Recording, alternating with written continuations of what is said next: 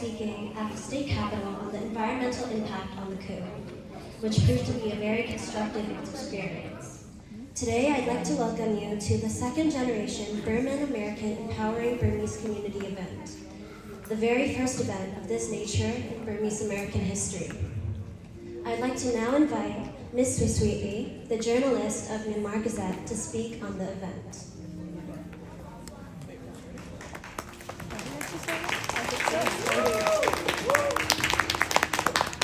Good morning, everybody. My name is Htwe. I'm the lead journalist of Myanmar Gazette, the first and the only Burmese newspaper all over the United States.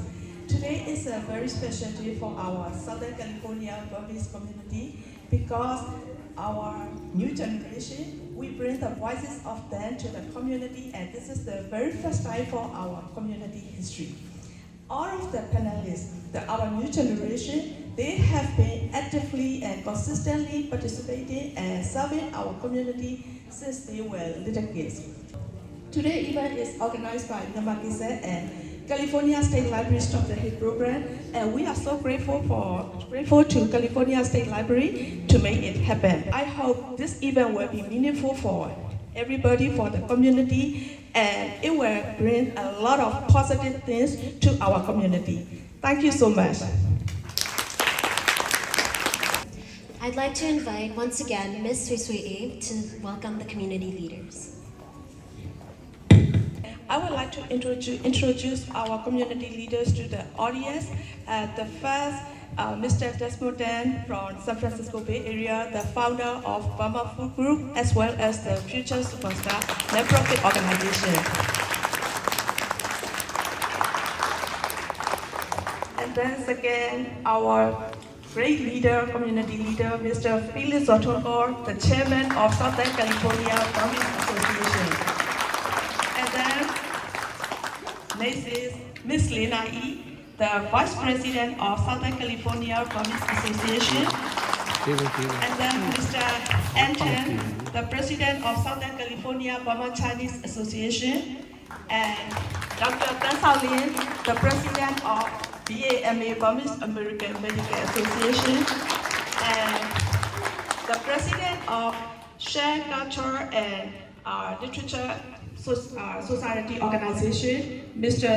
KaiTamsin, and as well as he is the religious leader, Reverend, our Honorable Reverend, and then our next religious leader, and the Venerable Upinya Tika Lingara, the part of Goya Monastery in Lahpai. And then we have our great supporter of our community, Ms. Sandra West, who is the creator and support our community events. And thank you so much. The program will be go ahead by MayThandi. Now I'd like to invite the Mayor of Monterey Park, Mr. Thomas Wong. He will present the city's new development vision, as well as lead the discussion on the future of the Burmese community in America. We are honored and more than happy to receive his leadership at this event, and it means a lot to our community. Thank you, Mayor Thomas Wong. Thank you. I'm so happy to be here today, and thank you to the Myanmar Gazette and the organizers today for putting this event together and bringing it here to the city of Monterey Park. We have a vibrant Burmese-American, Burmese-Chinese community in Monterey Park and the River Valley and in Los Angeles, and that's noted by the growth in Burmese restaurants that are continuing to proliferate throughout Southern California and Los Angeles and in Northern California. And it's great to see that Burmese culture continues to be accepted. It is not just assimilating, but becoming a part of the mosaic of the culture, of American culture, here in San Gabriel Valley, in Los Angeles, and in California. And that's a testament to, one, the growing Burmese American community and the diaspora that's here in California, but also that there is growing attention to what Burmese culture is, and also what's going on and continues to go on in Myanmar and Burma overseas with our family and friends that continue to have to work through tremendous challenges and trouble with what's going on with the military and everything going on. But proud to be here today to join with next generation Burmese youth. As I think was mentioned, the first, as far as we know, the first Burmese American elected to office in the United States. Proud to have that heritage and to kind of carry that mantle, but know that, and I do not want to be the last one elected, and I know that there's so much talent among young people and others in our community, and the question about how do we continue to support and cultivate that talent and those desires to contribute to our community, not just in the public sector, but in the private sector as well, to make sure that the Burmese American community is fully integrated into American culture and the American community, and that Burmese culture and Burmese people in the Burmese community have a lot to contribute to our community. And my hope is to help lead some of that, but with the help of many of the young people who have great ideas, a lot of energy, and our elders who have been contributing for many, many years and generations as well to help get us to this point. There's a long way to go still, but I'm proud to be here in Monterey Park as the mayor. Sworn in just a little over a month ago, but been on the city council for a little over a year and a half, or almost a year and a half. And proud to be serving in this capacity in the city to help to shape what the future of our community is going to be. And what's driven me has been the ability and the excitement of being able to shape what our future community is going to look like, both physically, but also from a social and economic perspective, making sure that our community, Monterey Park, and the wider region continues to be one that's welcoming of immigrants, and including Burmese Americans, Burmese immigrants, and that people are able to find, and families are able to find opportunity here in Monterey Park and in the region, and making sure that that promise continues to live long into the future. And so that's what's driven our agenda, my agenda, and my priorities at the city here in Monterey Park and in the region, making sure that basic infrastructure needs are met, but also making sure that we're engaging the community and community leaders and young people as well, and creating that vision and casting a vision for what that future should be, one that's filled with high quality education, but also high quality facilities and infrastructure like parks, park spaces, and open spaces for our community, a thriving small business community that helps contribute to the economic vitality of our region and our community, including Burmese restaurants and Burmese businesses, and what role asking and making sure that the city has a critical role to play in making sure these businesses and these promises are met for our community. So I'm happy to be here, happy to be so proud of my Burmese heritage, and happy to be here to help organize this event. Hope that this will be, I know this is the second, but I know that there will be many more to come, and please count me in as a partner and as a friend in the years to come as we continue to build community, a stronger community, a more vibrant community into the future. I know a few folks had some questions. I'm happy to take any questions that folks might have. If you have any, or if this is for a different part of the program, I'm happy to stick around. I would love to stay here for a little while to hang out and get to know each of you a little bit better as well. But thank you so much for inviting me, for having me, and for hosting this event. These kind of events are so critical and important to gather the community, to bring everyone together, and to help to highlight some of the challenges our community faces, but also the opportunities that our community has to uplift each other and to uplift our entire community, and to make sure that we're empowered to make decisions for ourselves and to shape our own future. So I'll leave it at that and open it up to any questions folks might have. I don't know if Ronald has. Oh, so okay, that'll be later. I'll be sticking around, happy to chat a little bit on the side, and looking forward to an exciting program the rest of today. Thanks so much. Moderator of this event, Mr. Ronald Cow, and announce the start to this panel discussion. Hi everyone, I'm very honored to be here. Like MayThandi introduced, my name is Ronald Cow. I'll be the moderator for today, also a first generation Burmese American here in Southern California, so very happy to see this youth group. Many of these individuals, I got to see them when they were very little, performing on stage and dancing and showing the culture, and I'm very honored to now show or them kind of grow and kind of talk about very serious topics that they feel very passionate about. So at this time, the subject matter that we're going to be covering will be bridging the gap between the generations, substance abuse and prevention, and possible solutions to bullying and cyberbullying, as well as how to bring peace and harmony within the community and the importance of education. So I'll be going ahead and moderating this event, and at this time, we'll be starting off our talks with filling the gap between the old and new generation. So showing how the new generation and the old generation can kind of bridge that gap. So for the following individuals and panelists, I would like for everyone to give them a big round of applause. Can I have Htwe, Nora, and Kai please come up to the stage, please?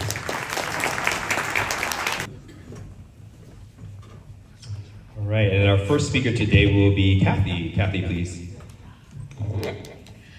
Good morning, everyone. My name is Arfa Htwe. I am currently a senior at Hawthorne Math and Science Academy, and I'm very excited to be a guest on today's panel. So I will be discussing how to mend the gap between the older and the newer generations.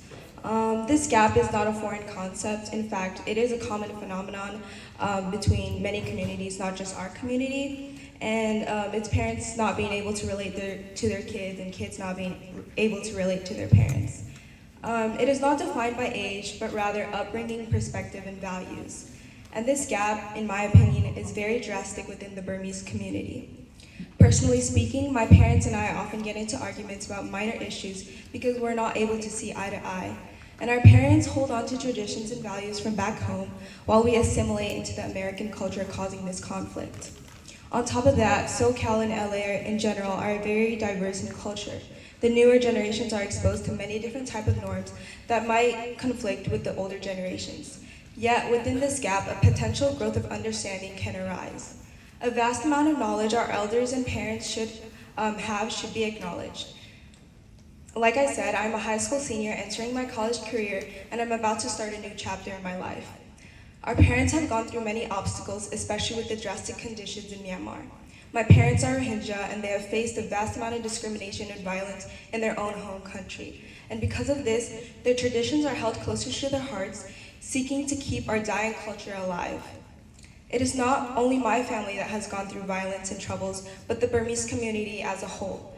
Our suffering family back home due to the Civil War and violence erupting in our country that seems to be never ending. As the younger generation, we should seek the older generation's advice and hear their stories because they face challenges and gain valuable knowledge throughout their years. The Burmese community needs to keep culture alive within each other even if we can't do it back home. As the older generation benefits us, we should also provide aid to them as well. Our world is rapidly changing with new technologies such as AI, self-driving cars, and the rise of augmented reality. And it can be hard for our older generations to keep up, and it is our duty as the younger generation to guide them through the new as they guide us from the past. Thank you. Hello, my name is Nora Maung. I'm a sophomore at Upland High School, and I will also be talking about this issue of bridging the gap between the old generation and the new generation. And what Kathy said, I completely agree with. One of the main issues within our community is that the older generations do hold an extraneous or an immediate value to our old traditions and our values, which is super important, and that the issue arises when the new generation assimilates into the US culture and loses part of what we really stand for and our inner values and culture. And a specific issue that I want to talk about today is the idea of language within our communities. Language is one of the greatest medium that we have to communicate with one another and bridge really the gap between not just people, but in generations. And what I've seen is that, especially as a second-gen Burmese-American, I have started to lose not only pieces of my culture, but also, most importantly, my language. And language is how I connect with my mom, my dad, my family, and my community members. For example, just to communicate to my mom that I wanted to be and speak at this event, I had to go through my sister, and she had to communicate because she had better Burmese than me. Good morning, everyone. My name is KaiTamsin Bwor, and I'm a second-generation Burmese-American and a sophomore at Granada Hills High School. I am happy and honored to speak on this panel discussion today. I wanted to take this opportunity to speak on the gaping distance between the old generations and the new generations, and how we should mend these problems between these two different age groups together. Growing up in a household with immigrant parents myself, I've faced and witness the first-hand challenges they've seen and held. They bring a unique sense of values, traditions, and aspirations, which can sometimes clash with the values of what their children believe in, especially if those children grew up in a different cultural context. For instance, my dad absolutely hates it when I buy boba because it's $6 to $7 and he's saying, why should we spend money on milk, tea, ice, and tapioca pearls? He stares at me with sheer horror and disbelief as if I've led my whole family to bankrupt because of my crippling boba depression. Let's face it, our parents are the face. Let's face it, our parents are the guardians of tradition. They hold what's most sacred and true to them, including taking off your shoes in the house or not buying $7 boba. They've got recipes passed down through generations and superstitions that make us raise an eyebrow. My point being, the growing gap between the older generations and the newer ones takes away from subjects such as cultural preservation. Needless to say, I try my best to be involved with my fellow Burmese community as I give up time in my free time to dance in front of Burmese events, and I tag along with my parents whenever they're delivering their newspaper in Monterey Park. Year after year, I see less and less Burmese Americans, the youth, participating and partaking in events, and I see more seniors and older people participating, and that's because of the loss of people from our youth group to participate in these events. Connecting back to my topic, I see less and less Burmese children participating in Burmese events, and I wanted to give a round of an applause to my fellow panelists who are here with me today, Leko Viva and Ate Vashi.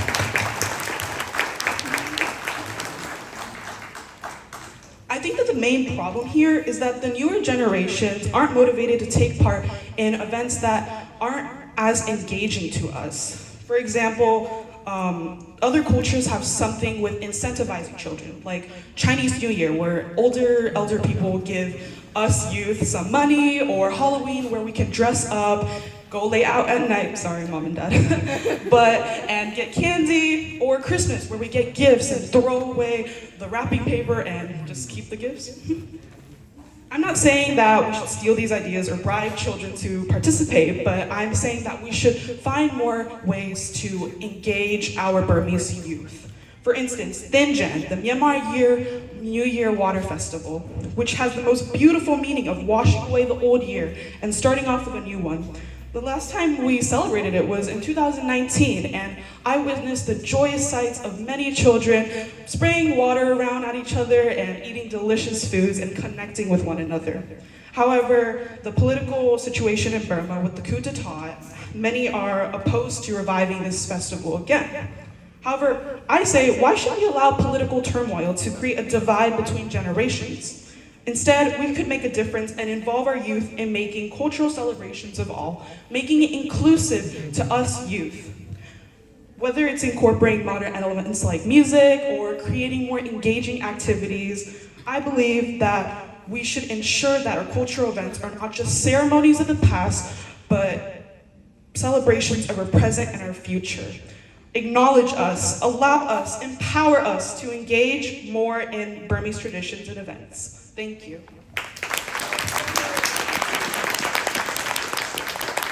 Thank you very much, Kai, for that. So obviously we have a lot of topics to talk about and cover. I did want to kind of ask a couple of questions.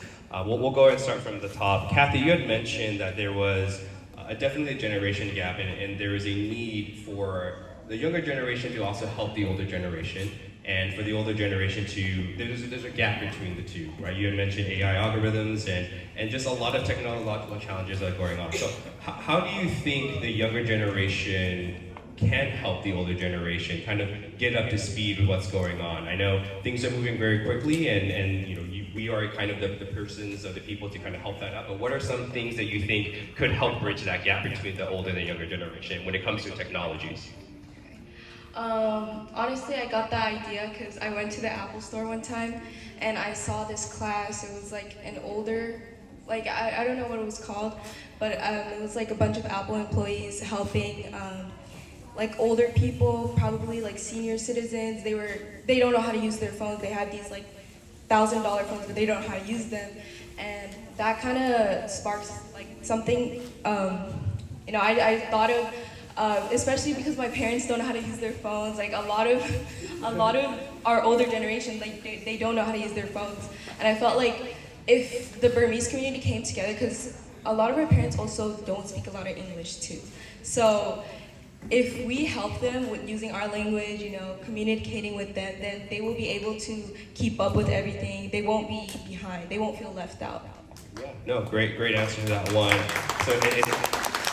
So it sounds like a good strategy would be for the younger generation to have a little bit more patience with the older generation as the main individuals to be able to communicate well. So yeah, great talking point there. Which actually brings me to the next question. Nora, you had mentioned that language is a huge either connector or kind of disconnector with generations, right? Not being able to speak the language. What do you think are some things the community can do to help bridge that gap? Whether it's like classes or anything else, what are your thoughts on that topic? Yeah, like Kathy, what you just mentioned as well. I think the younger generations and the older generations having overall just patience to properly communicate our thoughts to each other is super important. For instance, my mom and I often quarrel about small things, but the most frustrating thing is the fact that we genuinely don't know how to talk to one another because there is that language gap. So I think that one of the main things that we need to do as a community is, yes, encourage more patience, but also maybe provide excess sources like language classes and really immersing ourselves in our culture. For instance, my Burmese shot up when I went to Burma for the first time, and I listened to all the music and I talked to all my cousins. It's being in communities and spaces like that where we focus on talking in Burmese and really incorporating our environment and our country right here. And that is one of the big ways that we can incorporate language to bridge the gap here. Great answer to that one. Thank you so much, Nora. And kind of moving on to the next question, I know language is really important when it comes to community. Kai, you had mentioned Thinja not being a thing anymore. Breaks my heart as well. It's a very great event for kind of bringing the community together. You also had mentioned that there was a lot of younger generations coming to these events prior to the Thinja kind of stopping completely. So incentivizations with gifts and things like that. What are some of the ways you feel that your generation may have an impact and influencing your peers to come on to participate to more of these events? Like, what are your thoughts on that? I think social media plays a big role and messages because all of us don't get an opportunity to see each other because less youth, Burmese Americans are coming to these events. So, for example, all of these panelists here, I communicated with them through messages or social media, and I reached out to them to come and join us here today. So I think social media plays a big role in helping us communicate with one another, and I really think that events like Thinja keep this tradition of being passed down generation by generation alive. So. Got it. Yeah. Well put, everyone. So thank you for that. So it sounds like, I think it may come on. The main topic points a lot, which is communication. It comes from both sides, obviously, but it sounds like a lot of patience from the younger generation. Also, a lot of influence. So I think that the power really does come from the younger generation of bringing more awareness to these events and convincing their friends to kind of show up and other people to come up to bring more awareness overall. So I want to have everyone give a round of applause for our panelists. Thank you so much. The next topic that our panelist group will be talking about is substance abuse and prevention. So can I have the following panelists please come up on stage? Rebecca, Asiah, Thiangong, Sandy, and Joyce. Please come up. All right, I think our first panelist to speak will be Rebecca. Hello everyone, my name is Rebecca Liu and I am a junior from Whitney High School. And today I will be discussing the topic of substance abuse. So in terms of substance abuse, I think there are three main terms to really know about.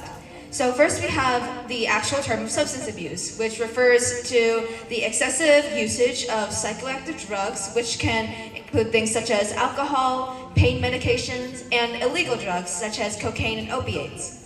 There is also the term of substance use disorder, which refers to the pattern of substance usage that causes problems or distress in life.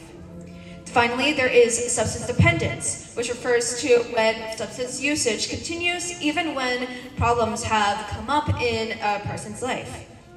So, why is this all important to know? So, first, we have the Red Ribbon Week, which some of you may be familiar with.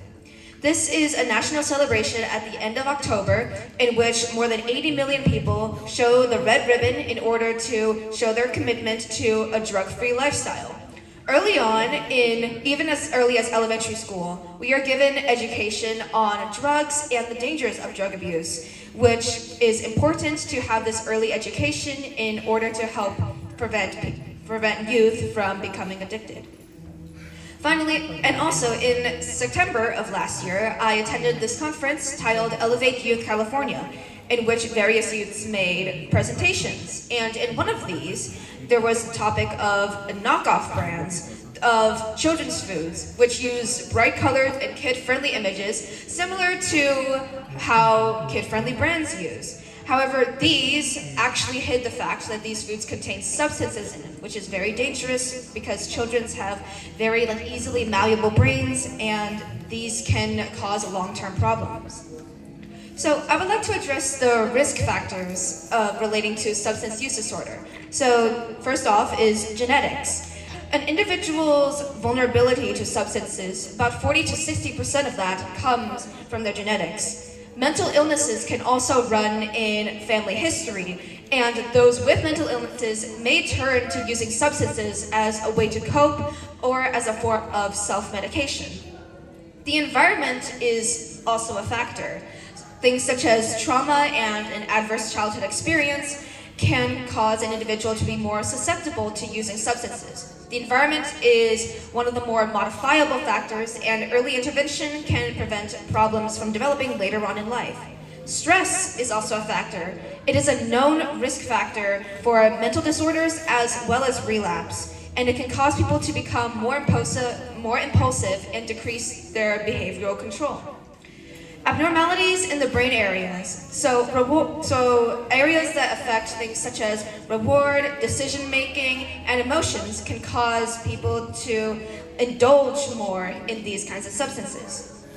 So with the topic of substance abuse, I think it's also important to address the factors of withdrawal and relapse. Withdrawal refers to the symptoms after someone reduces their intake of a drug, which can include things such as anxiety, fatigue, and depression. There's also substance relapse, which refers to the return of the usage of the drug after a period of sobriety. So what are some ways to prevent substance use disorder? Well, I guess there's the obvious. Avoiding drugs entirely completely removes the risk. There's also spreading awareness, such as what me and my panelists are doing today, in order to discourage involvement with the drugs. There's also seeking help for those who have mental illnesses, as well as being careful with who you associate yourself with, because things such as peer pressure, as well as, in general, those who you hang out with, may influence you. Keeping track of your goals, your aspirations, can also give you motivation and a sense of a life purpose, which can also help discourage people from taking drugs because those would only hinder them from reaching those goals. In terms of treatment, there's three main forms. So first would be detoxification, which basically refers to stopping the substance intake, whether gradual or immediate. There's also cognitive or behavioral therapy, which encourages healthier thinking and helps to regulate emotions better. Finally, medication, which can help change a person's brain chemistry and relieve cravings as well as withdrawal symptoms. So, with all this in mind, how does this tie back to the Burmese community? There may be some in the community who are currently dealing with substance abuse. There are some who may be directly affected by it, whether it's through someone you know or perhaps a death that may have been caused by substances. It's important to find support if you need it and help, and to also support those who are dealing with it or know people who are dealing with it. It is important to show compassion and to encourage others to avoid using substances. With all of these combined efforts, I think we can make a better future for us Burmese Americans. Thank you. Thank you so much, Rebecca, for providing that. And the next speaker we have is going to be Asiah. Good morning, everyone. Hi, my name is Thazin Silva. I'm a second generation Burmese American, and I'm a junior in Cesar Chavez High School. I am honored to talk about substance abuse.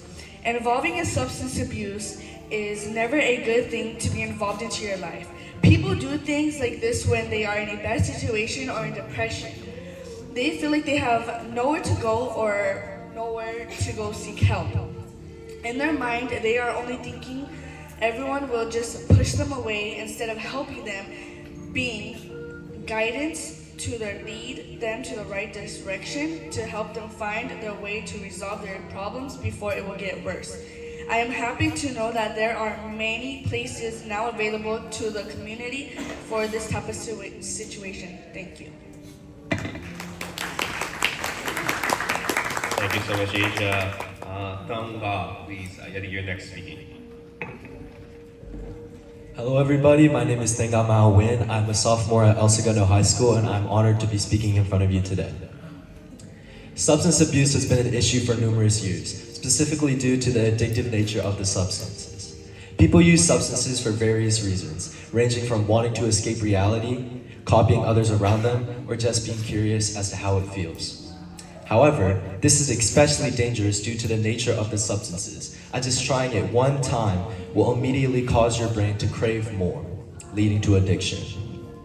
To put into perspective, these drugs mainly cause an overload of dopamine in the brain.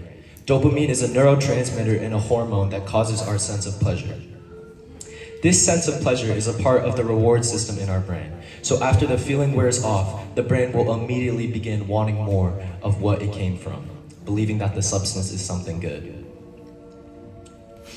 Although it would be best to get companies to stop production of these drugs, that is highly unlikely.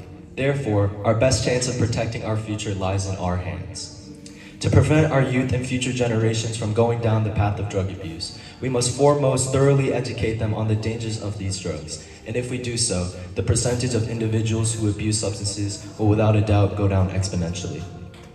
Additionally, as Rebecca mentioned, it is crucial as a parent that you monitor who your children are hanging out with, as peer pressure is very real, and as everyone knows, you are who you hang out with. Thank you. Thank you so much. Next we have Sandy. Hello everyone, my name is Htwe. I'm a freshman at Htwe, and I want to talk about why teenagers feel the need to take drugs and why it starts. Many teens get into substance abuse because of peer pressure or wanting to fit in with their peers to avoid feeling left out. When friends encourage drug use, teens may feel pressure to join in to maintain social status and feel accepted. Teens want to fit in and be accepted because they want to avoid the fear of being excluded or left out. Curiosity also plays a big role in this too. Teenagers are naturally curious, so when drugs are often portrayed in movies, music, and social media, it glamorizes it or normalizes drug use. This curiosity can lead teens to experiment with drugs to see what it's like to be intoxicated. Drugs are used as coping mechanisms for anxiety, depression, and stress, and other mental health issues. The feeling of euphoria and intense relaxation can numb or black out their feelings of stress. But relying on drugs to cope with mental illness is very severely unhealthy and will lead to addiction. Having positive peer influences who prioritize healthy behavior, positive activities is important in veering teens away from substance abuse. Having friends that will provide support, guidance, and encourage you to make wise decisions, and by being surrounded by people who discourage drug use will make teens more likely to resist negative influences and make better choices for their well-being. Getting positive reinforcement and recognition from family support is very important too. encourage family members should encourage open communication between parents and teens about substance abuse, setting clear expectations and boundaries, and having trust in their parents will make it hard to break their trust by thinking about doing drugs. Mental health support services, counseling, therapy, and support groups addressing mental health issues and providing coping strategies can reduce the likelihood of substance abuse and promote healthier alternative for managing stress and emotions. Thank you. Thank you so much, Sandy. And finally, we have Joyce. Hi, my name is Joyce Lahpai, and I'm in 6th grade from Urbita Elementary School. Today I'll be talking about substance abuse and how teens usually get it. How to prevent it will be challenging because they are usually just there, and it will be hard to take them away from them because they're already going to be addicted. Instead of punishing them, try to tell them how bad they can be, and because that can influence them more to do it. And at least we can get like intervention groups and awareness about the different types of drugs and what it can do to you. Middle school kids will be like, oh, drugs are cool, smoking is cool, when they should have more intervention groups teaching about how different drugs can be badly and they can occur to the body and how it can influence them to do bad stuff. The most likely we can do is that we can help them out, or we can, for the kids who are already like addicted to them, we could reach out to different types of people who went to the same issue with their kids, and we can also have like more funding and intervention groups, because usually at school we would have like guest presentators or presentations about how like the different types of drugs that we have, and that I think we should have more of those so kids can learn about the drugs and what it can do to us. Thank you. Thank you so much. I know a lot of the panelists here had chatted quite a bit about peer pressure, acceptance, and traumatic events and how individuals can fall into that. We're just going to ask one question or a couple questions, or I have a couple questions for the panel. Open mic, whoever wants to go ahead and answer this. I know a lot of you talked about the dangers of it and it being something where kids usually, or youth usually like to try it because it's something they're told not to do for curiosity purposes. What do you think about the current acceptance of doing that, or like the ease of finding help when you're kind of in that event? Do you think it's easy, or do you feel comfortable chatting with an adult if you hear someone or know someone that is dealing with something or dealing with substance abuse? Anyone's open to kind of ask, like, do you feel like it's right now, is there safe places in place right now for you to talk about if someone you know is dealing with that? Do you feel safe talking to an adult about that, is I guess the question. Yeah, that's okay. I think there are like hotlines that you can contact to like in order to talk to someone, and I think you can also like do this like anonymously as well, which may be able to encourage others to like reach out more. There's also like trustworthy adults such as school counselors who may be able to direct students to like other resources which can help with whatever they're going through, or with like other people who are dealing with it. Got it. Yeah, so that's a great answer to that one there. So from my understanding, it sounds like there are resources available. You have to go now.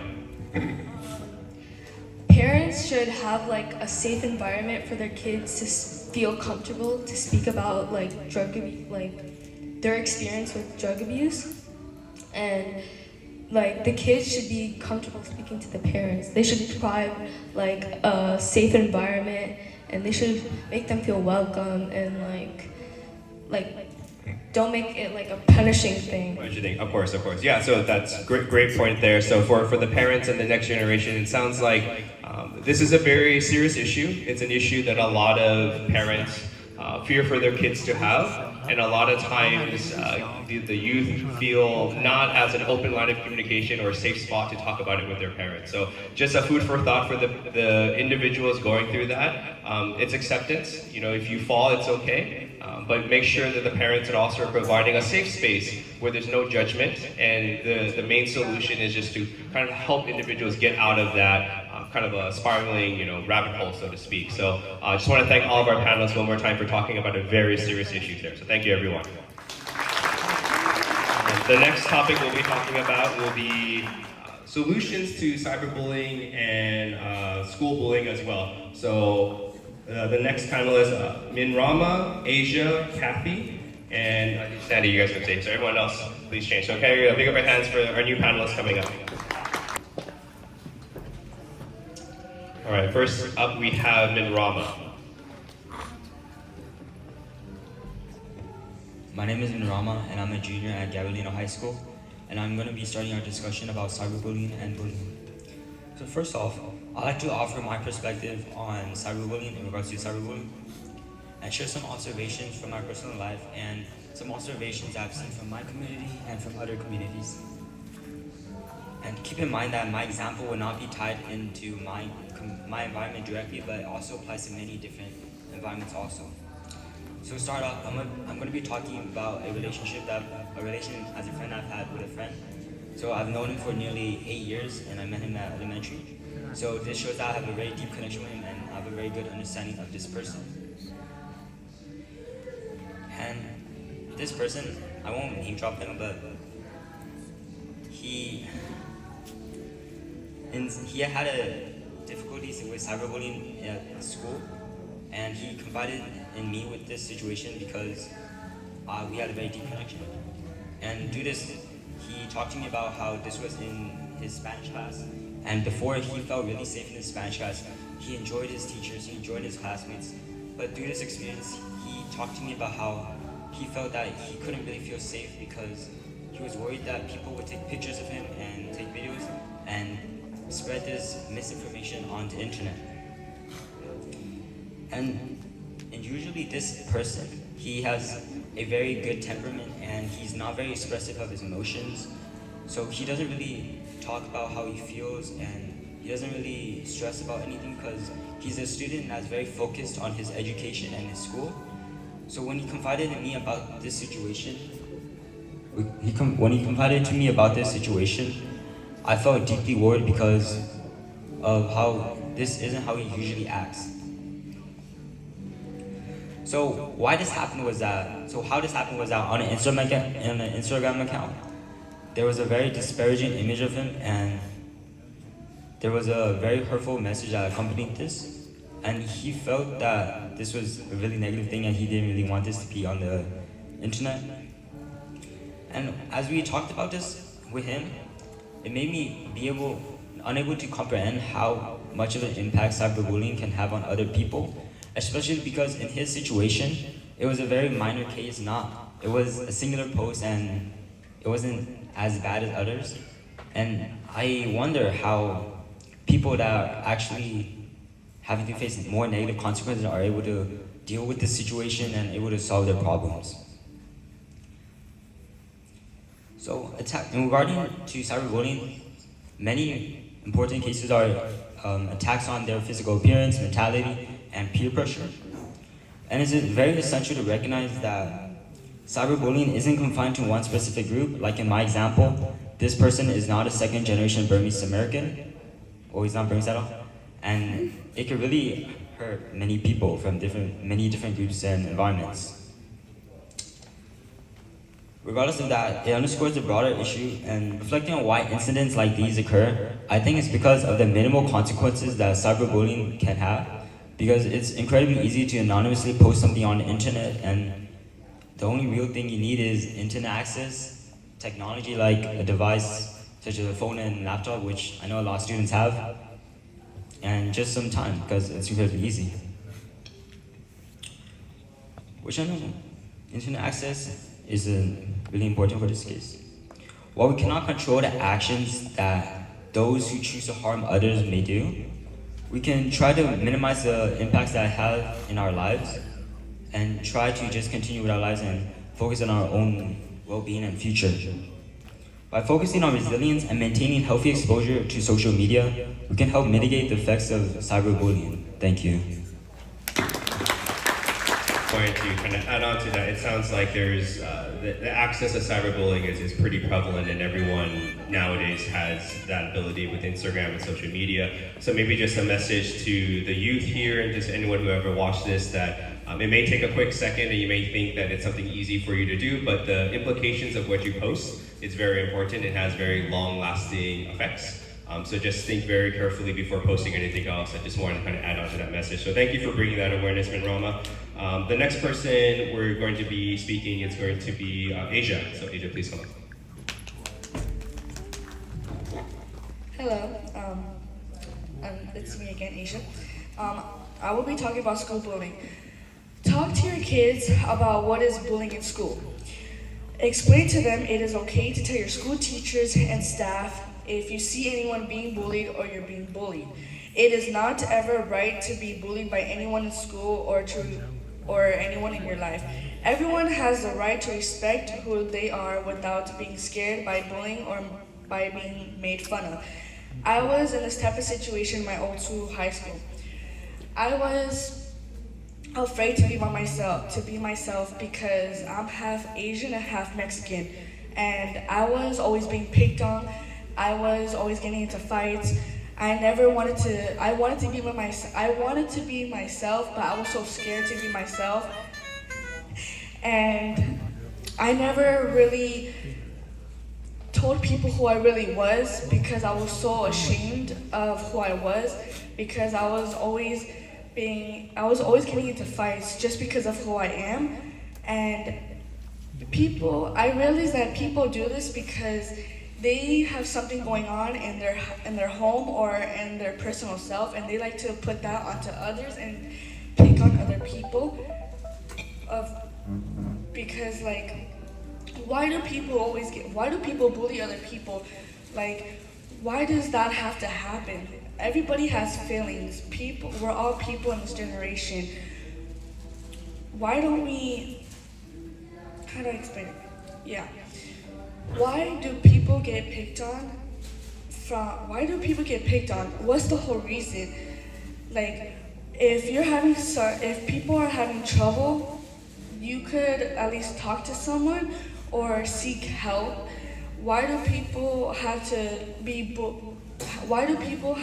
bullying other people? What is the reason for that? Why does it have to happen? And this 12-year-old girl I used to be friends with, she got so bullied. She was in the restroom, and these girls that were bullying her for so long, they told her to come out of the stall, and she wouldn't. And then she came out of the stall, and she basically got punked around by these teenagers, and they pushed her around all over the stalls and everything, and they pushed her against the wall, which is cement. And basically the TA came, and basically they called the hospital. They came, they took her to the hospital, and basically she had brain damage, and so much bad stuff happened to her because of these teenage girls attacking her. And she was a quiet student. She was never doing anything wrong. And basically when she arrived to the hospital, she passed away. So I want everybody to come together as a community to help people for school bullying and to talk about their situation, about what's happening. Thank you. Very, very important topic to talk about there, Asiah. Thank you for bringing awareness to that. We're gonna go ahead and bring on our next speaker here, and that's gonna be Kathy. Hello again, everybody. So I would like to talk about an issue that plagues our society, which is bullying and cyberbullying. I feel, obviously our two previous speakers talked about bullying and the effects of how it affects their mental health. But I also feel that bullied students are often masking their discomfort. They don't really tell anyone. They find it hard to speak to people. I mean, it's easy for us to say, oh, you could reach out for help, you could do this, you could do that. But to them, there's nothing wrong. They have I've never been bullied, but I have insecurities, and I can imagine what it's like for someone that's being bullied, that has insecurities, that's being pushed down on them even more. They have this inferiority complex that makes them feel like they don't need to tell anyone, that maybe it's just the way they are, but it's not true. And I'm gonna go a little off track here. It's really random. Sometimes on YouTube I get into like deep rabbit holes about random stuff. Like a week ago, I got into the rabbit hole of phone scamming, and it doesn't really have to do with bullying, but I'm gonna tie that in later. Basically, we all have phone scammers. We all have people calling us, people telling us like, oh, you need to pay this, you need to do this, or you need to fix this, and they eventually just take our money. And when I was going down these rabbit holes, it was just a bunch of people that were finding the address and stopping these, getting the federal authorities involved and stuff like that. And the reason why I tie in bullying into this is because I live in LA. I mean, I think a lot of us do, but a lot of our high schools in LA have gang violence and students terrorizing other students. So it's hard for the student, the target that's being bullied, to tell teachers, because that's just gonna become a greater problem. I feel like LA in general needs to implement plans for these students to anonymously report stuff, and then have like a support group that finds out what's going on with these bullies, because usually bullies are in a group, they're in a gang, and especially in LA, there's a lot of gang violence, especially where I live too. So that's that, and and as I also noticed, another thing that I wanted to talk about was, I'm gonna tie in the Burmese community in here. Because of the Civil War, a lot of new Burmese immigrants and a lot of Burmese youth, people that are my age, people that are everyone's age here, are coming in, and they find it really hard to adjust with the American culture because they grew up there. They know the language, they know the culture. Their view of America is not the same as when they come to America. So that again is also a very, they're very high targets for bullies because they don't know the language. It's very hard for them to assimilate. And I feel like as the Burmese youth, as a second generation Burmese American, not only me, but all of us here, the people that were born in America, we should help these new incoming Burmese youth, because we are the bridge that connects America and the Burmese culture together. We're like both of them combined, and we help each other. Thank you. Thanks, Dr. Kathy. So yeah, thank you for sharing different forms of bullying and just overall awareness that needs to be kind of held in, right? So making sure that there is awareness that if things are happening, that there is outreaches and communities out there. So thank you for sharing that. The next person that we will be speaking about it will be Thaingah. Hello again, everyone. From playgrounds to boardrooms, bullying can leave scars that last a lifetime. We must create spaces where kindness reigns and every individual shines in order to effectively create a better society as a whole. Foremost, we must recognize why bullying takes place. People can bully others for various reasons. These include wanting to dominate others because of low self-esteem, feeling angry, frustrated, or jealous, or struggling socially. However, by promoting kindness and respect, we are able to ensure that bullying is not as big of a problem as it might be prior to. Bullying is something experienced by many throughout the world. It is a behavior that thrives in environments where disrespect and aggression is tolerated. Suffering from ridicule, millions of people cannot live their lives as they want and are forced to conform with the norms of society. Consequently, by allowing bullying to take place, we are endangering our future and restricting creative minds, all due to multiple individuals forcing their idea of normal onto another person. However, as I said, by fostering a culture of respect and empathy, we can effectively hope to prevent bullying and create safer, more inclusive learning environments where nobody feels out of place and everyone belongs. However, it is unfortunately the reality that this will probably take a lot of time. So, one of the ways we can hope for immediate results is by finding a way to raise the mental strength of people that are being bullied. Although there is no evident way to do so, it is obvious that that is what we must do as a community to save our future. Thank you. Thank you. And next we have Sandy. Hi, I would like to talk about the realistic possible solutions to school bullying and cyberbullying. In schools, implementing anti-bullying programs, promoting empathy and kindness, and providing counseling and support services can help prevent and address bullying behavior. Having a safe and supportive environment amongst students and the school staff with inclusivity and respect makes bullying less likely to occur. They should implement comprehensive education and awareness campaigns in schools and communities to educate students, parents, and educators about the dangers and consequences of cyberbullying. These campaigns should be providing information on how to recognize cyberbullying, strategies for prevention, and the importance of responsible online behavior.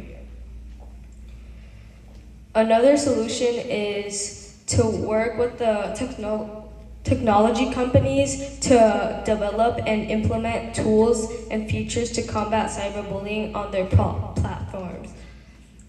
Encourage the development of algorithms and filters to detect and remove harmful content, as well as reporting mechanisms for users to flag cyberbullying incidents. Having open communication and trust within a family is important for student victims to comfortably share their trauma. Parents can create a safe and non-judgment environment where their child feels comfortable sharing their experience by listening actively, showing empathy, and offering unconditional support. We can help who is abused or bullied by offering our support. Listening to them without judgment, encouraging them to seek help from a trusted adult or authorities. We can help them navigate through the challenging situations and find the help they need to address the abuse or bullying that they are facing. Thank you. Thank you for sharing that. Thank you for our panelists talking about a very serious topic that if you're not in this generation, I think everyone has had an issue dealing with bullying. I know I certainly have had my fair share, specifically coming from immigrant parents. It's always very challenging at that point. Question for the panel is, if you see bullying happening, do you feel that it is something that you personally or someone that your peers can kind of stand by and speaking up for those individuals? A lot of the times, and a lot of the topics you guys talked about were bullying happening, right? So do you feel that this is something that you personally can kind of talk to, or do you feel like your friend groups or your peers can kind of stand up together and rise up against that? Like, how do you feel about kind of talking about that or kind of standing against that together as a united front?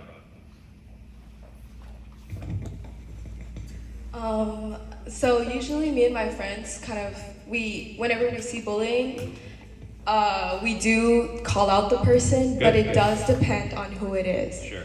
So fortunately for me, I go to a safe school, even though the schools around me are not that safe, I would say. And I'm just saying, I feel like it depends on the person, right? So I live in an area where there's a lot of violence, especially with kids, because of drug abuse and stuff like that. And if you were to tell a trusted individual or like your teachers or something, they can't really do anything, because this is a broader issue in LA itself. It's not like a small thing where you could just be like, hey, don't do that. Like it's big. It's big. Sure, yeah. And it being that big and it being kind of a multi-stem problem, not being able to have like one answer to that.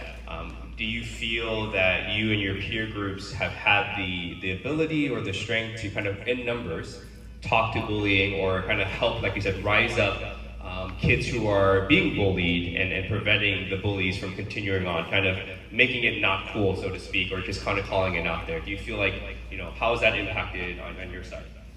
So I'm not gonna lie, like if the bully is someone that I'm personally scared of, not scared of, like I just don't want to interact with them, I will go to the victim later, and me and my friends, not only me, will like uplift them and help them with stuff like that, because that's just the right thing to do. I feel like if it's a broader issue like that, you and your little friend group can't really do anything, if that makes sense. Yeah, I think I wanted to kind of change that narrative because you are right. You might no, totally true. It feels very helpless when you're being bullied at a time too. How do you overcome this? This is very daunting. It's very challenging. As a young individual, you may not feel that you have that, but I would challenge everyone here, specifically because I know the older generation has face bullying as well. Like it does stay with you, but the numbers and the upliftingness does help. So I would like to encourage everyone here, because I know a lot of you guys have talked about the issues in that, but bullying can be not necessarily stopped. It's always going to happen, but it can be assisted with the majority of people kind of taking a vow to not bully individuals, but also to help individuals as well. So I just want to make that comment because a lot of you guys have talked about bullying and it being a very serious issue, but a lot of those issues stem from yourselves as well. So think about before posting, make sure you stand up for anyone who is bullying, like you said, calling them out, but also just providing that support for those, because in numbers, bullies don't really, they can't compete with the numbers there. So that was pretty much it. But thank you guys so much for panel talking about that very important subject.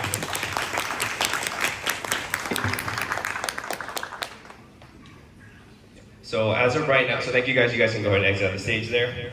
They're very, very quick to exit there. So we're going to be changing a little bit of the program just for timing's sake. I would like to call Mayor Thomas Wong back up to the stage. And I believe a couple of our panelists have some questions for Mayor Thomas Wong. So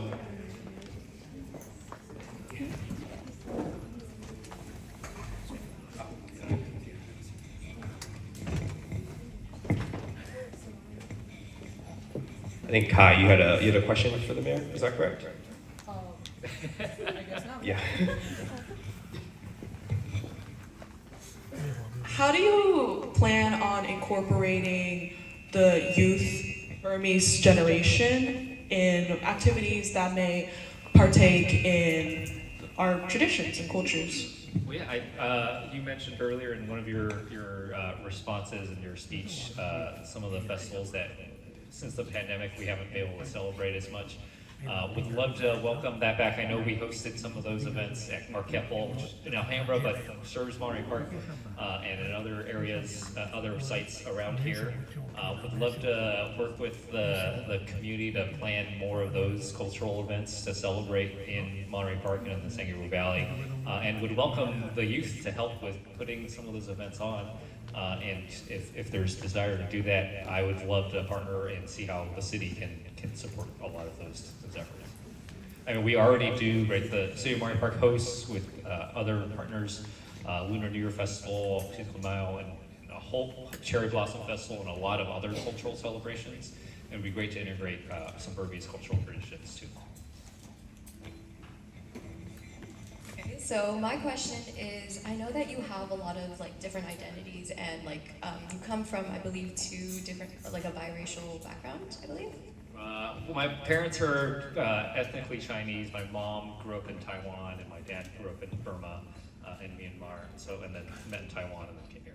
Okay, I see. So with all of that culture and background that you have, what is your how do you balance all of that culture, and have you seen any challenges that you have faced, and how have you overcome those different cultural challenges balancing it? In terms of balance, I mean, I enjoy both Taiwanese, Chinese, and Burmese food, so all good, and happy that we're going to be eating. It sounds like there's going to be sushi as well today, so get to balance all the different cultural aspects of the different Asian cultures in the background.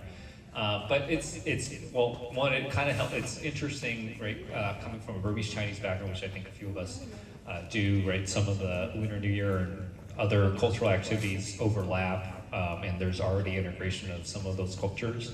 So that's kind of cool. And we, right, from a Burmese Chinese perspective, you still celebrate Lunar New Year, and you do get your red envelopes, so you can tell your parents about that. And make sure they celebrate that too. But it's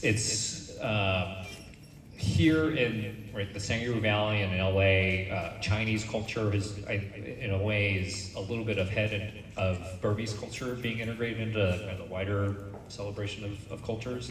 And so growing up, right, we had a lot of Chinese cultural celebrations here, and it was a regular thing. It's the Burmese cultural celebrations that were, I remember my dad is here, I'll shout him out real quick, he's in the back, taking some pictures. We would go to some of these celebrations, there'd be smaller scale, right, much more neighborhood, community, in some of the community centers, but not as much of a wider community-wide celebration. And how do we, to one of the first question, how do we help spread, right, understanding of Burmese culture and traditions to a wider audience beyond just the kind of insular Burmese community, just like other Chinese cultural kind of traditions have been spread to non-Chinese kind of folks in Los Angeles. And we'd love to explore more of that and how we do that.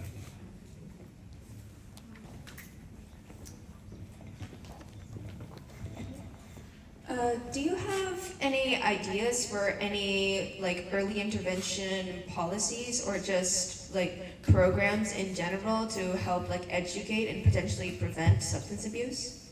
I think programs like this that involve youth and help to get youth to understand the pitfalls of substance abuse and even mental health, and being able to talk about these things is something that is a very helpful first step and a very powerful first step.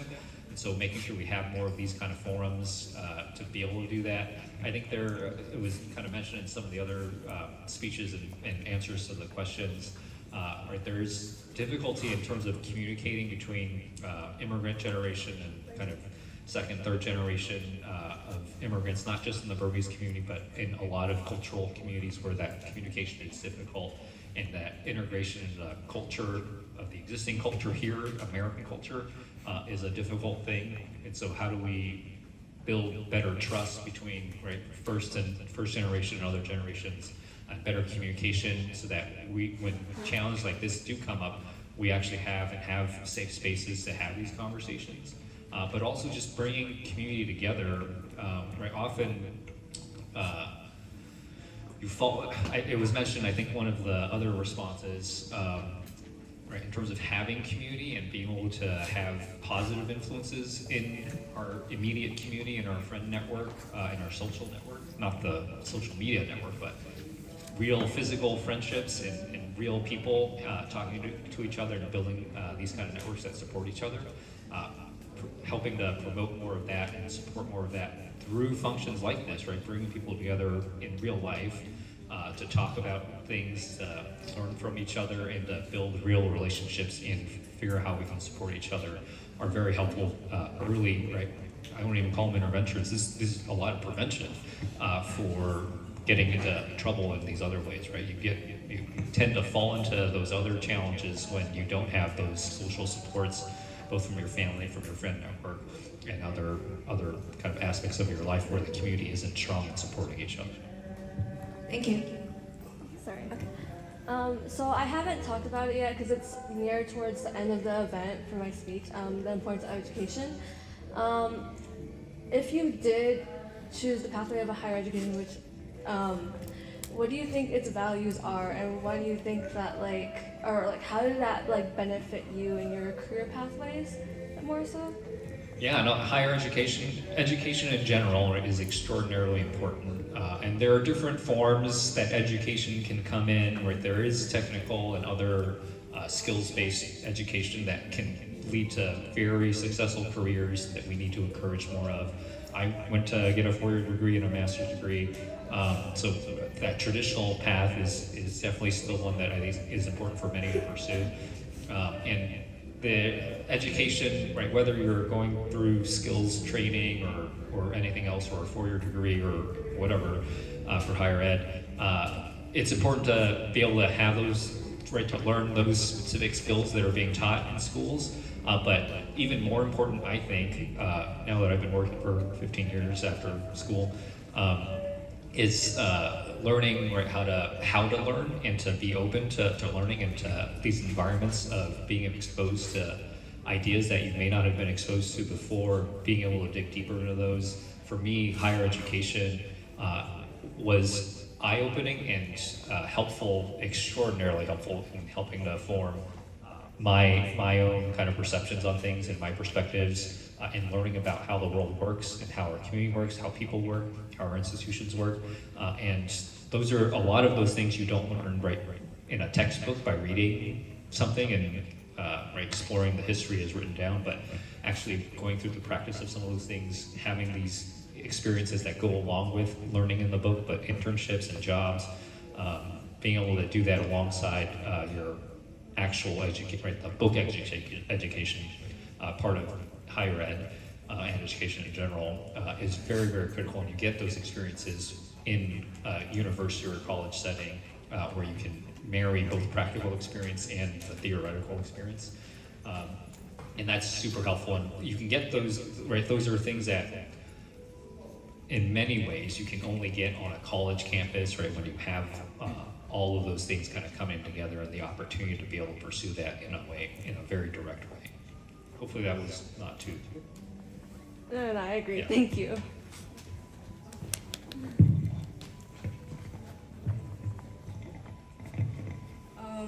So I just thought of this question right now. I wasn't supposed to ask a question, but It's okay. because of the Civil War, I mean, it's been getting worse in 2021. Recently, there's been drafting that has occurred, and a lot of kids our age are coming to America to escape the draft, and they come alone. They don't come with parents. And since many of them resent Burma, I feel like they want to assimilate quickly into American culture. And I want to know what we should do to encourage these kids to embrace their Burmese culture. Well, one, we want to make sure we're continuing to welcome any refugees from Burma, from Myanmar, into the United States, and their efforts. I know some here are involved in helping to make sure that we're providing safe pathways for people who are working to come to the United States or to leave Burma to be able to do so safely. So absolutely want to do that. In terms of making sure that we continue to celebrate Burmese culture, there's a difference between the existing Burmese government and Burmese culture, and those are things that we shouldn't, we should be able to separate those ideas, and they're very different. And we may have challenges with and a lot of things wrong with the current existing Burmese government, but that doesn't mean we should turn our back on our heritage and our culture. And so back to how we can come together, both youth and elders and everyone else, to make sure that we are celebrating Burmese culture here in the United States and in Los Angeles, and finding and helping to promote and build up those opportunities to celebrate that culture, so that it is, for those who are coming from Burma and newer coming from Burma, they know that these are things that American culture accepts and that we here still value. And so how do we make sure we're elevating those kind of opportunities? Thank you so much. And then we also have one more question from Chris. Hello, it's good to see you again. I saw you at the Chinese New Year party. So I just have a question related to school bullying and cyberbullying.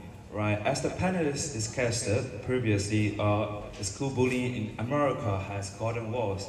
Minrama mentioned that someone he knew suicided, right? Or now someone who, there are a lot of things happening on the Twitters. You could see that there were immigration, especially immigrants, especially minority, with such Chinese Burmese background, such as you. What would your ideas on implementation of programs or bills that would assist in terms of protecting the victims of bullies, especially minority immigrants? And also, how would you help new immigrants in transition into American system, especially in school system? Yeah, so kind of two questions that I'm hearing there, but on social media, I'm really glad that I didn't have to grow up with social media, at least at the way that it is now, so permeating a lot of culture, Growing up, I don't think I had Facebook till I was going into college. So at least in high school and junior high, I don't even know if you guys even care about what Facebook is anymore. It's not even Instagram to a large extent, TikTok and all these other things that I have no idea about. But I'm really glad I didn't have to live my life, especially in those formative years in junior high and high school and even college, with my entire life, right, out on the internet and in social media for people to criticize or to weigh in on. And I think we need to find a way to balance that a little better and make sure that there are protections built in with social media and the internet and AI even now emerging. How do we make sure that our mental health and our well-being is protected, and we work those into policies? I don't have the answers. I'm definitely paying attention to this on a personal level because I care and it affects me even as an adult, for people to be on social media and be so vulnerable and in vulnerable positions. How do we make sure that from a public policy standpoint we're cognizant of that and that we're looking for ways to protect people without infringing on free speech and the ability for people to be able to say what is on their mind and freely be able to say so without censorship and things like that. And so we need to find that balance. I think we're out of balance right now, and it leans towards being a harmful environment more than a positive one. But that's not to say that there aren't positive things about being able to access social media for many of us in our communities to be able to connect better. But how do we bring that back in a better balance? On integrating, right, I think the same answer I've given as well. How do we make sure we are celebrating our culture and providing opportunities for community to come together, to celebrate together and to learn from each other, to learn these customs and learn about our heritage, and to support our own community, both here and abroad, and making sure we're better connected. And social media plays, I think, a little bit of a role in that, but we also need to make sure that in a real way we're coming together and providing these opportunities where we're welcoming of each other and connecting with their cultures as well to make sure we're supporting each other. Hopefully that would be that. I don't know. All right, last question over here for this side. I know that the panelists have spoken and we will continue discussions here, but do you have anything that you would like to share with the panelists, encouraging words, how they can continue to be a voice within the community that you seem fit? So just from your guidance, being in the position you are and kind of growing up in that, like what words of encouragement do you have for our panelists in front of us? Yeah, no, I'm super encouraged and impressed by what I've already heard today. I do need to take off in a little bit for another event, but I appreciate the organizers here today bringing everyone together. Super impressive. Every time I talk to young people, and I love talking to young people, especially because I still feel, it helps me feel like I'm still young. But the idealism and the ideas and the energy from young people is always infectious and is always helps to buoy me. And the reason I got into politics and public policy work is, as a young person, I felt like my perspectives weren't shared by others who were in decision-making roles. And I felt like I and my generation needed to be at the table to help make these decisions and to shape our future for us, because these decisions that are being made now in politics and in government are going to last and have consequences and have real impacts for decades right down the line. And so as young people, I encourage you to be involved. You're already paying attention to a lot of these issues that are of critical importance to not only us as a Burmese-American community, but as just a human kind of society. And so super impressed that you're digging deep into this, learning about these issues, and thinking and approaching these things from a critical perspective. And I hope and encourage that you'll continue to do that. Look around, spot problems, spot challenges, and to tackle them head on, and work with each other on how to tackle those issues head on to make sure that we come to real solutions to some of these really meaty challenges. I need your help as in my own role as a councilor and mayor to hear from you and many others from our community.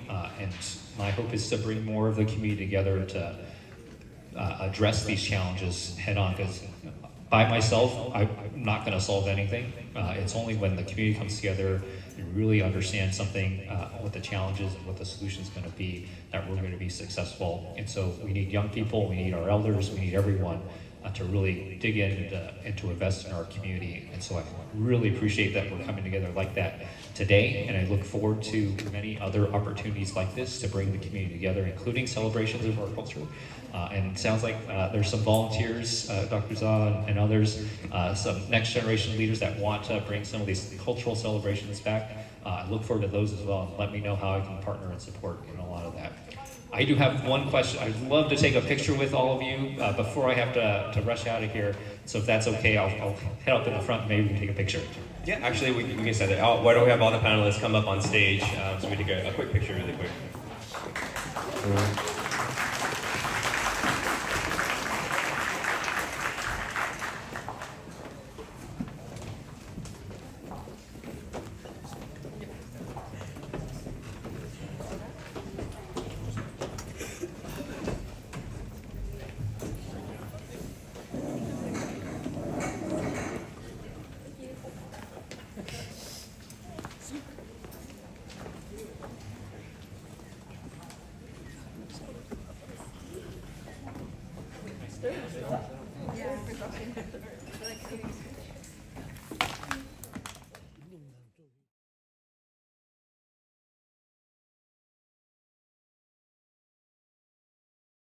Panelists, please join me back on stage. Nora, Christina, and David.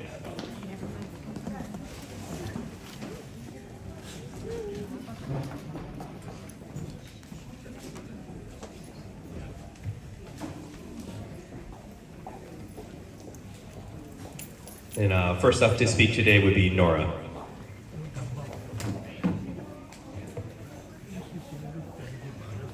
Okay, hello again, I'm Nora, and today these panelists and I will be talking about the idea of how to bring peace and harmony within our community. Because obviously it's not some not known idea that there are a lot of divides within our community, not just within the Burmese community, but in society in general. And one of the most important ideas is that we need to somehow confront these issues and navigate the challenges posed by the dividing lines and seek to foster peace and harmony within our community, because it's an imperative to allow for the beginning and the future going of our generations. So I think that in this journey towards communal harmony, we need to acknowledge the fact that there are a lot of different challenges. So like I mentioned before, the language barriers and the cultural nuances, and not only that, but the different issues that we talked about today. So generational gaps, cyberbullying, substance abuse, all of these are real issues that we need to acknowledge and support through to encourage peace and harmony within our community. And it's not just that, it's even the smaller things that we think about. I want to bring up this term called intersectionality. It's this idea that every single person in this room has a different intersection of identities that make up who they are. Personally, I am a Muslim Burmese female American. Some people out here might be fathers, teachers, leaders, mentors. And these are all different identities that come together to make who we are as a person. And no matter what, these are the little differences between each and every person here. In this community, in this room, I see so many different intersections, personalities, and so many that are similar to one another that foster a deep sense of community within us. And it's important to be able to confront and navigate the different little discrepancies between each and every single one of us so that we can create a great community that is supportive and encouraging for all.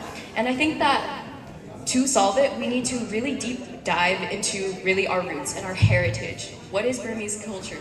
And in my head, the first thing that comes up is the gem. Like, we've talked about this so many times, but like, I know how fun the event is, and my dad always talked about how when we were younger once, all of my cousins and I, or I wasn't born yet actually, it was all my other cousins who really begged my dad to take them to the main road in Burma, and so they all crammed into his car, and right when they were in the middle of it, they all turned down all of the windows so all the water got into the car.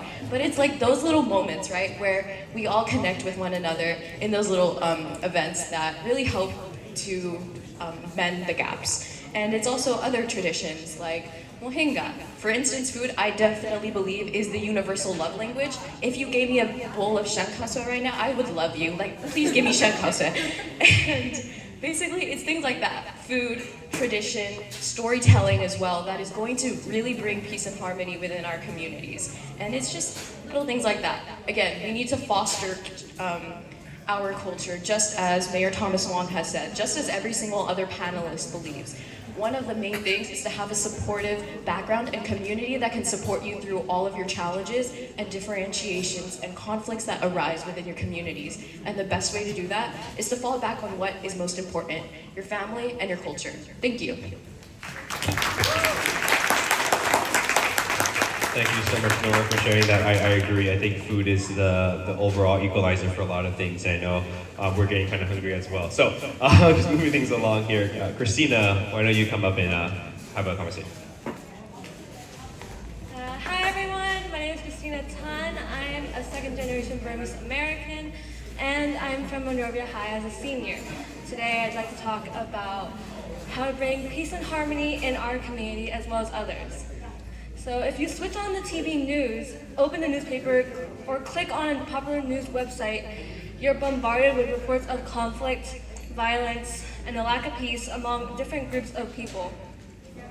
In today's increasing globalized world, the need for understanding, unity, and peace has never been more crucial. Yet, sadly, the reality often falls short of this ideal. As a second-generation Burmese American, the global conflicts and division, especially those concerning Myanmar and the military coup, weigh heavily on me as it affects my family in numerous ways, as well as many others living in Myanmar, and it has been going on since 2021. But change begins within our own communities. Growing up in a tight-knit Burmese American community, I've witnessed the power of unity in combating hate. From community events, fundraisers, to working with a group of other Burmese Americans with different backgrounds in a musical called A Sunny Day. Reaching many viewers, we've fostered a united community that not only includes Burmese Americans, but others who watch the stories we convey, addressing issues that affect many in Myanmar. But aside from the Burmese community, it should be acknowledged that worldly issues aren't the only thing that need restoration in peace and harmony, as there are many more communities, individuals with different origins and cultures, gender identity, sexual orientation, and more. So how do we as individuals and citizens address this challenge? How can we contribute to a world where peace prevails over conflict? I believe there are key principles we can follow to foster peace within our communities. The first principle is treat others the way you wish to be treated. The Golden Rule embodies empathy, tolerance, and peace. It is a universal concept that transcends cultural and religious boundaries, reminding us to love ourselves and extend that love to others. The second principle is listen to hear what others have to say, not just to speak. Engage in dialogue with an open mind and a genuine willingness to understand others' perspectives. Only through communication and empathy can we build bridges of understanding. Principle number 3, accept differences of opinion. Recognize that we all have different viewpoints and that it's okay. Building compromise and mutual respect is essential for fostering peace and harmony. Principle number 4, accept that identity is fluid as it is complex and can evolve over time. Avoid categorizing people into simplistic stereotypes and recognize that the diversity within each individual. Principle number 5, avoid stereotypes. Get to know people as individuals rather than just judging them based on perceived notions. True understanding and empathy come from genuine connections. Principle number 6, be careful of the language that you use. Language has the power to shape perceptions and attitudes. Choose your words wisely and avoid languages that show off discrimination or hatred. Principle number 7, let go of the past. Learning from mistakes is good, but focus on moving forward for the greater good. Forgiveness and healing are essential for building a peaceful future. Principle number 8, celebrate diversity. Actively engage with people from different backgrounds, religions, and cultures. By learning about and embracing diversity, we can build stronger, more inclusive communities. Peace building and harmony starts with each one of us in this room. By following these principles and fostering understanding, empathy, and unity within our communities and many more, we can work towards a world where peace prevails over conflict. Thank you. Thank you so much, Christina. And finally, we have David. Hello everybody, my name is David Sumlut. I am 11-year-old second generation Burmese. I would like to thank Mayor Thomas Wong and Mr. Ronald for letting me have the pleasure of talking about how to bring peace and harmony into community, such as school communities, neighborhood communities, and much more. Me personally, I am in a Burmese Christian church community, and most of the time I forget they're not my family, and they're just people I know. We connect so well, I think I just forget they're not family, and I think we're related or something. And there's so much peace and harmony in that community. I know everybody there, and I feel comfortable around them. So to bring peace, you must have to feel comfortable around. To bring peace, you must have to feel comfortable around your community, like how you would feel comfortable around family and friends. Bringing harmony into community is very hard. You have to put aside differences and bring people together. No matter your race or religion or your gender, everybody is human. And at the end of the day, you must love everybody. Being kind to everybody brings peace to yourself and others. When you are someone people can trust and depend on, there is peace. And when everybody's in a community that can trust and depend on each other, there's harmony. No matter a school community or a neighborhood community, peace and harmony can be found anywhere. Thank you so much for that, David. So David, I wanted just to kind of follow up a little bit. I think you had a great point of showcasing how you feel that your church group, you've kind of forgotten that they're not really your family just because you feel so well connected, which I think it's great to have. How does that kind of impacted, I guess, your day-to-day? Like having people that you can connect with, how well connected do you feel with that group? I feel like I could trust them and depend on them, and like if I need help, I could ask advice from them, and they're always there for me. That's great to hear. So it sounds like, yeah, great response to that.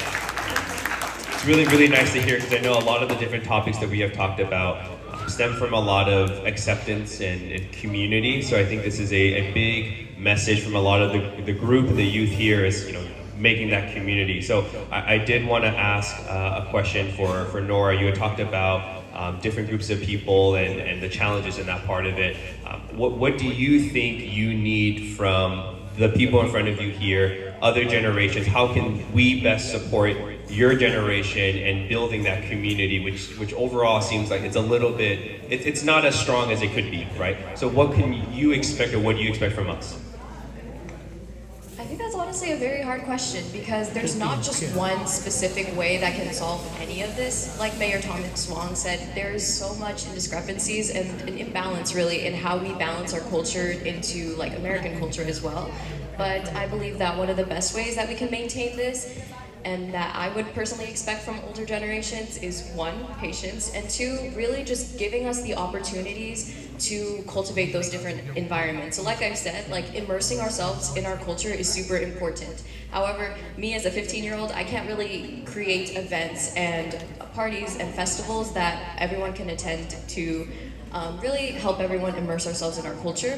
So I really hope that the older generation can understand that we really need this connection to our culture and really start to organize these different events, just panels such as these, or just a simple party with a bunch of karaoke. I feel like that will definitely connect me to my own culture and help all of our like second-gen Americans to not only find community with one another, but also just grow as people together. That's there. Thank you so much. And then question for Christina. You listed a lot of principles and a lot of things that are kind of lacking, or a couple of things that you're looking to kind of increase and bringing that peace and harmony together. What's one thing that you wish to see more of, or one thing you can relate the most of that you think has the biggest impact to bringing a lot of harmony to the community and peace within the community? I think being patient and open-minded, for like what Nora said, is the most important, because with all these principles, we could follow them, but in situations where it is like where you have to, or it's best to like act on these principles, it's best to be open-minded about what other people say, what you say as well, and how you treat them towards whatever situation that's given. I mean, like, there are like numerous like issues, there are like, it's not simple. It's not simple to bring peace and harmony. And with like being open-minded with these principles, I feel like will help like many communities as well as like individuals like create and foster more peace and harmony within relationships or within like their big community, small community, any relationship in general. Thank you.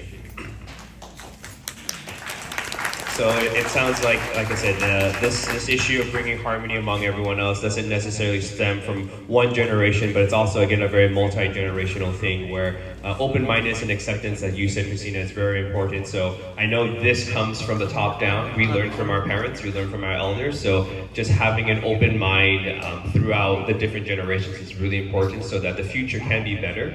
So I think that's a great point to say. So just one more big round of applause for this panelist. Thank you so much. One of the last topics we'll be talking about is the importance of education, which I know all of the other generation wants to make sure that. And then Kai, you'll go ahead and get us started. I know we're all eagerly waiting for the moment when the clock strikes 1 so we can enjoy some mouth-watering Burmese cuisine over there at that table. But before we dive into that feast, there's a topic that weighs heavily on my heart, and that topic is education. Especially in a third world country like Burma, wrapped up in the consequences of political turmoil, the state of education is something that can't be overlooked. Really. However, education in Burma is extremely hard to access. Displacement, attacks on youth, and poverty, the lack of resources, these all have disrupted the education for the youth. Despite these challenges, education is a subject that should not be overlooked. Education is not just about knowing what sine over cosine is and taking that to relate in the real world. It's about connecting with others and knowing what you want to be, what you want to serve a purpose to this world. Currently, myself and my friends over there, Christina and May and Mr. Zatu Kai, which I don't know, oh, he's over there. We are working on teaching English to displaced persons in Myanmar near the Chinese border, and I believe that learning a new language provides hope and opens up more windows to opportunities. Despite these challenges, education shouldn't be overlooked because it breaks people free from the cycle of poverty, and it allows people to pursue their dreams and increase knowledge about the whole entire world.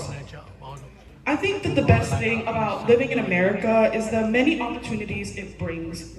I truly believe that hard work and passion pay off.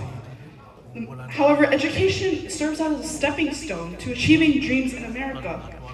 The American dream, the belief that anyone, regardless of where they were born or what class they can be, can achieve their dreams and follow what they want to do. No, the American dream is not eating a 3-pound burger from In-N-Out. It's pursuing what you want to do, and it's what you think you can serve to the entire world.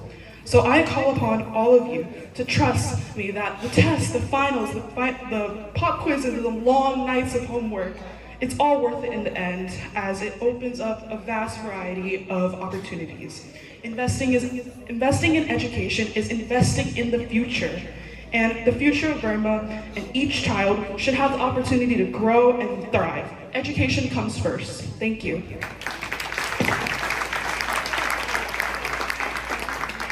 Thank you, Kai. And then Christina. Hello again. Today today, this time I'll be talking about the importance of education.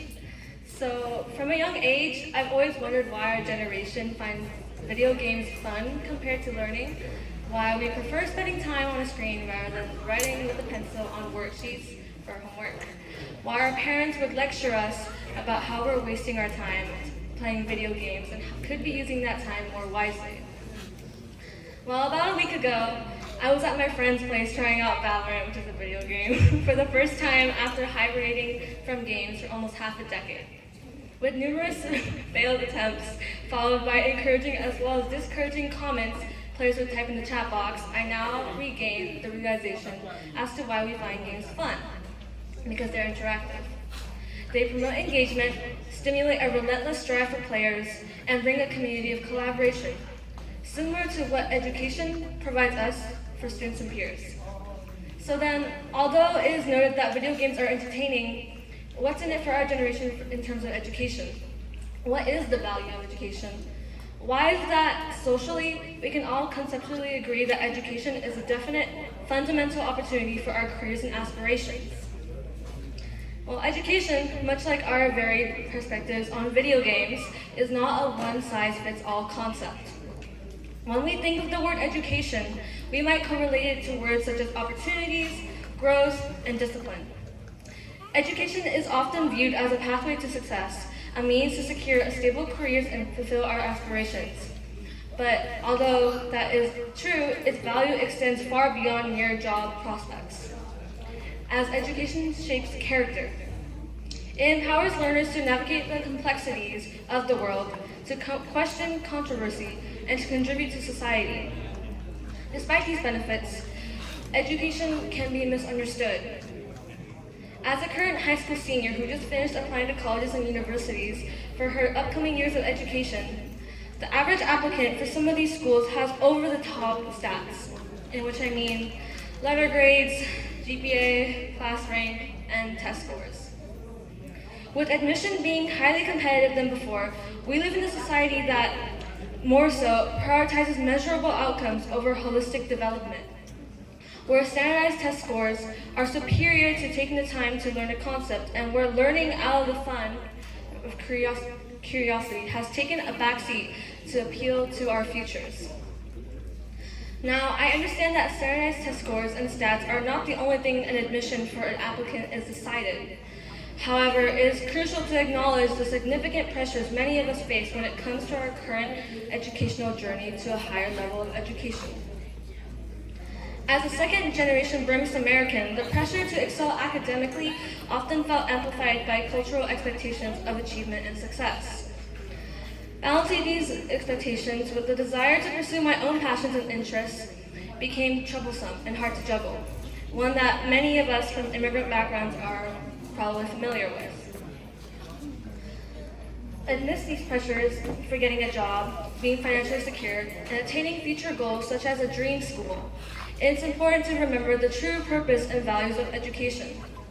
It should not be about taking big exams or securing prestigious universities for fulfilling our dreams or fulfilling our parents' dreams. It's about lifelong learning, resilience, personal growth, and development.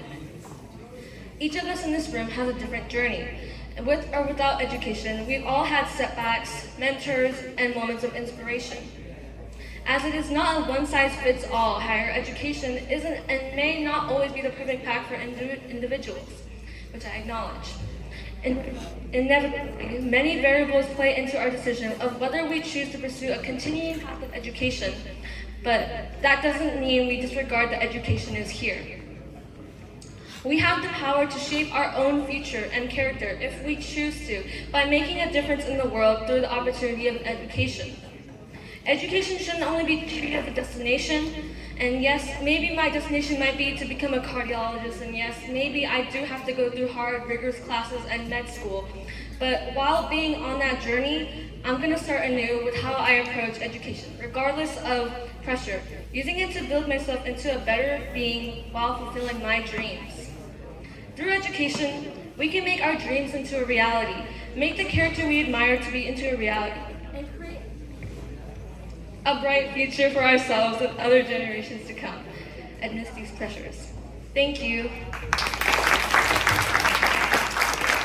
Well said over there, Christina. I think you made really great points about education not necessarily being the more traditional route, right, of going through school, four-year university, master's, PhDs in that part, but education definitely is more of a holistic thing, and I think that's something very important to other generations to hear about as well, is that in this day and age, you can pursue successful careers, not pursuing traditional education, but that kind of gives you the holistic view of just being more awareness, right? So that's a very important topic to make here. And then Kai, I just kind of maybe have a question for you specifically. I know you talked about how it's very important for education and that part of it.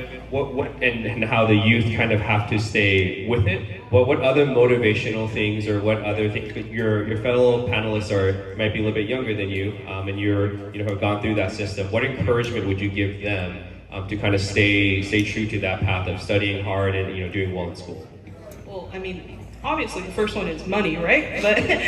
But pursuing our dreams comes with the cost of giving up our time and studying for all that.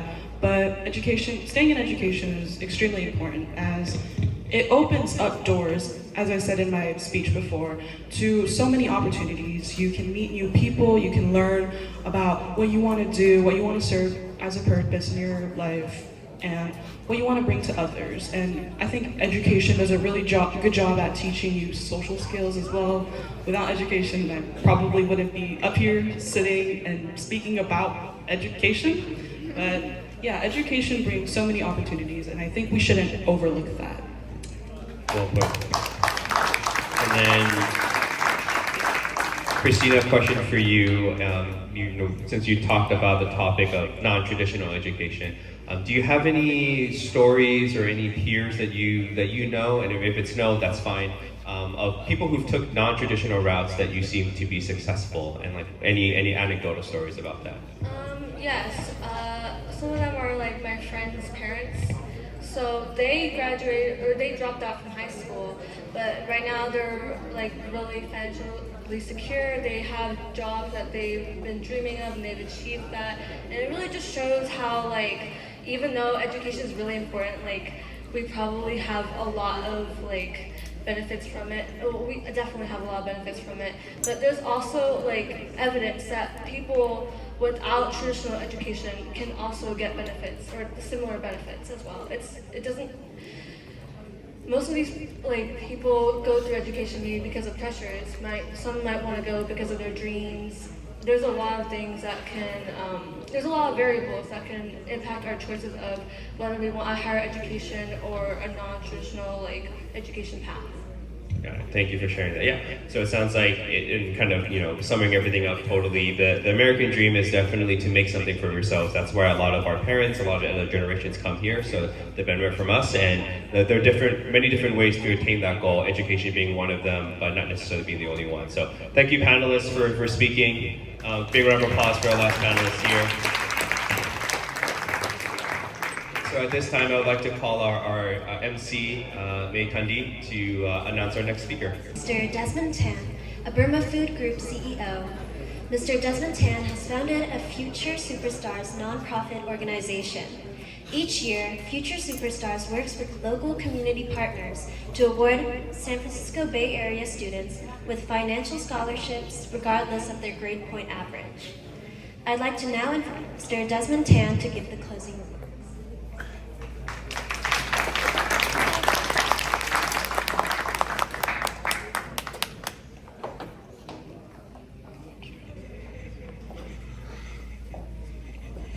Thank you very much. I heard about this event maybe about 4 days ago when I was talking to Gokind about a very different matter. And one thing leading to another, I learned that Mr. Thomas Wong was elected as a first generation Burmese American, which is really, really proud. And I said, you know what, we should make this known. We should put it in your paper and let the whole Burmese community in America be aware of his position. So I'm here to honor him And my daughter over there helped me, did a little introduction and a statement for Mr. Wong, but I think he left. His dad is still here, right? So, well, anyway, here it goes. Ladies and gentlemen, and esteemed guests, it is with great honor and privilege that I stand before you today to show my tribute to our Mayor-elect Thomas Wong. And as we gather here to celebrate his inauguration into office, we're reminded of the immense responsibilities and challenges of being a leader in our community. Wow, I didn't know you can write this. Maya? One second. So, Mayor-elect Wong and we have roots in Burma, and the first Burmese Americans, we have a big responsibility to inspire others and the future generations. Mayor Wong, the weight of being the first in any position is not an easy burden to bear, but it is through this honor that you have the opportunity to pave the way for a brighter and more unified future for all of us. Your dedication to civil service, serving the people, and your relentless passion for making our community a better place for all are qualities that we admire and respect deeply. As we embark on this new chapter in our society under Mayor-elect Wong's leadership, we rally behind you, support you, and work together toward a shared vision of progress and prosperity for the Monterey Park community and the Burmese community. Thank you, Mayor-elect Wong, for your courage, your hard work, your vision, and your unwavering dedication to the betterment of our community. We are proud to have you as our leader. I would also like to thank the panelists. You know, it's amazing how smart you all are. And you know, I was just blown away by the content, your maturity, and it's incredible. Thank you very much. But before I move on, when I first came here, you know, we dealt with a lot of bullying. No one in America knew, or in my environment knew where Burma was. There were a lot of refugees from Korea, Cambodia, Vietnam, China. There were a lot of fights. So, and my broken nose and a lot of different things. But it's different for everybody. Different for men, different for women, girls, boys. There were no cyberbullying during my time. But how do you fight through it? You know, I don't know. It's different for everybody. But what I do know, you cannot not fight because it would just get worse. So it just reminded me of a story where, you know, if you're underwater and you're thrown into a pool filled with sharks and sharks circling around you, all that danger circling around you, you cannot panic and you cannot be scared. You just be composed, pull all your energy, and you have to punch the shark in the nose, and it will go away. So I don't know what the parallels are, but yeah, it's tough. You know, there's no easy solution for that. Drugs. You know, but I think everything boils down to your relationship with your family and your community. I think it's not just about the kids, but it's also the parents at home. If you're not available, and if you don't make time for your daughter, your son, and you're not being a parent, I assure you that the street will be their parents. If you don't teach them, the street will teach them. So it's really important that, you know, you spend time with your children, and it's really important that kids, children, high school have a place to go between 3 to 5 p.m. To go to a place, say such as this, community center, where they can gather, congregate, learn, and be united. and not be on the street, because 3 to 5 is a time where you can get into a lot of trouble and be influenced very negatively by a lot of different things. So, well, that was my little observation. For future superstars, how did it start? It started with believing capitalism. What is capitalism? It's a good relationship with your community. It's a good relationship with your employees. Good relationship with your partners, vendors, and be profitable. A good profit and loss, because if you're profitable, you do business correctly, you're able to give back to the community. You're able to pay your employees well. So we established our Future Superstars. So Future Superstar is an organization that gives scholarship to financially challenged students, not necessarily based on grade point average, but we assume that students with 4.0 minority will have plenty of scholarships, but maybe students that are a bit marginal with 3.0, 3.5, they don't necessarily have students, but they have tremendous potential that are not realized. But teachers know that they have a tremendous amount of potential. Counselors knows that they have tremendous amount of potential. So they give us referral letters, and we give a lot of priority to what teachers and counselors think about their future possibilities, and make a case for them. And those are the students we give scholarship to. Well, thank you very much. I've never spoken at a Burmese event like this. It's very encouraging to see such a tremendous unity, a bunch of smart kids, and a leader from with Burmese root. Thank you very much. Bwor to provide a few words.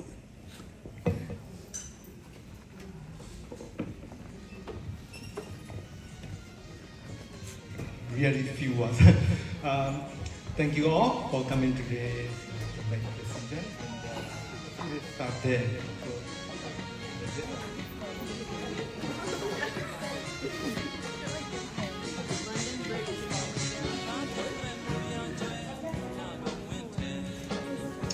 Remember, panelists, this is for all of your parents' Facebook photos and albums, so make sure you're smiling,